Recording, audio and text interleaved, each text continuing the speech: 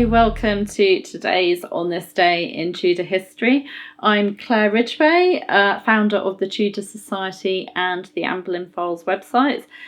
Still suffering with a heavy cold, so hopefully I can get through this without having any coughing fits. So I'll edit them out though, so you won't have to cope with me coughing stuff up all over the place. Okay, today I'm going to talk about a man who died on this day in 1552, the 28th of March 1552, but I'm actually going to talk about what he was known for, which happened earlier. So on this day in Tudor history, the 28th of March 1552, John Skipp, Bishop of Hereford, died in London.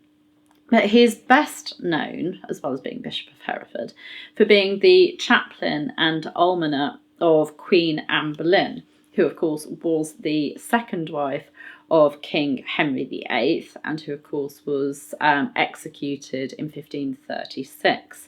And while he was Anne Boleyn's chaplain and almoner, he preached a very controversial sermon on Passion Sunday 1536, which was the 2nd of April, which of course was just under a month, in fact just a month, before Anne was arrested.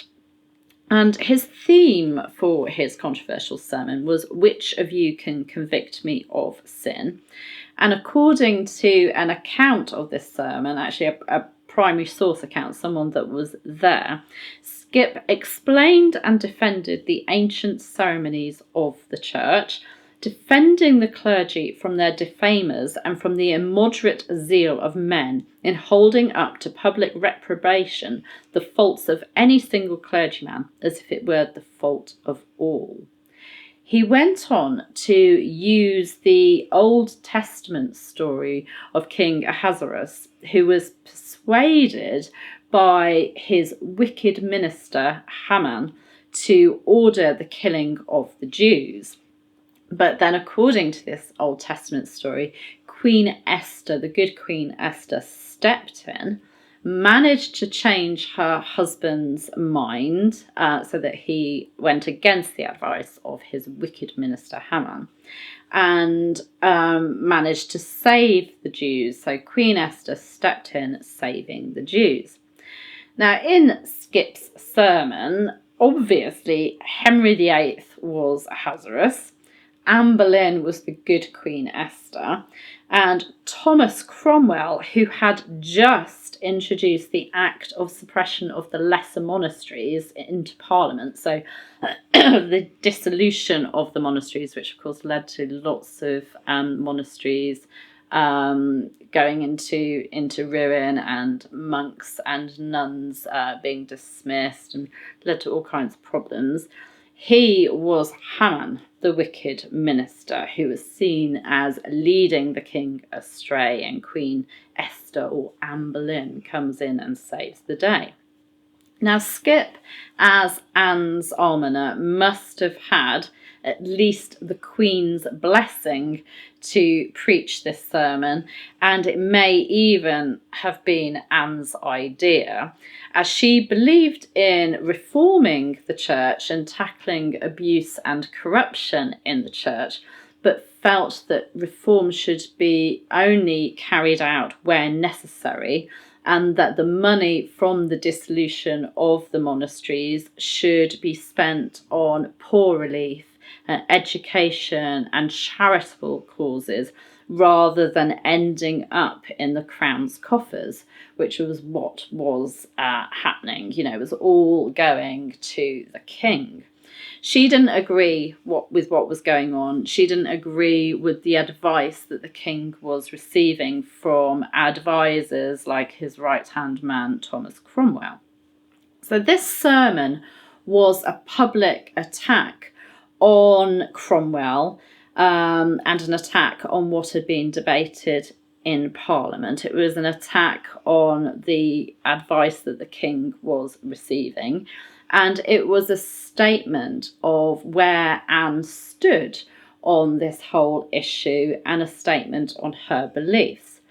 Now, predictably, John Skipp did get into a spot of bother after preaching this very controversial sermon. He was interrogated for preaching seditious doctrines and slandering the King's Highness, his councillors, his lords and nobles, and his whole parliament. But Skipp luckily managed to escape punishment. Now, also in May 1536, so just going a month after this controversial sermon, Skipp, as Anne's chaplain and almoner, visited Anne while she was imprisoned in the Tower of London.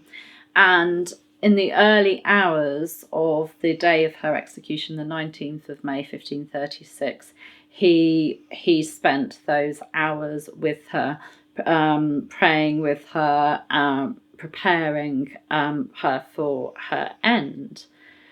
Now, Anne's fall, his closeness with Anne, did not adversely affect his career, and in 1539, so just 3 years later, he became Bishop of Hereford when Edmund Bonner became Bishop of London. After his death on the 28th of March 1552, he was buried at St Mary Mountthor in London. So, an interesting man, and we can't know for sure who was really responsible for what Skipp preached on that day in 1536, whether the whole sermon was planned by Anne Boleyn or whether Skipp felt strongly about it and it was more his idea. We don't know, but it was obviously done in collusion with Anne, who had just been in an argument with Cromwell about what was to happen with the proceeds from the dissolution of the monasteries. So John Skipp, Bishop of Hereford, died in London on this day in 1552. I'll be back tomorrow with another Tudor goodie for you. You can subscribe to the channel by just clicking there. As I've said before, I love your comments. I can't read and respond to every single one of them, but I love reading the ones that I do see and answering questions when I can. And I really, really appreciate the feedback. And I appreciate all of you who tune in daily to these videos. So I'll be back tomorrow with another Tudor event. See you then. Bye bye.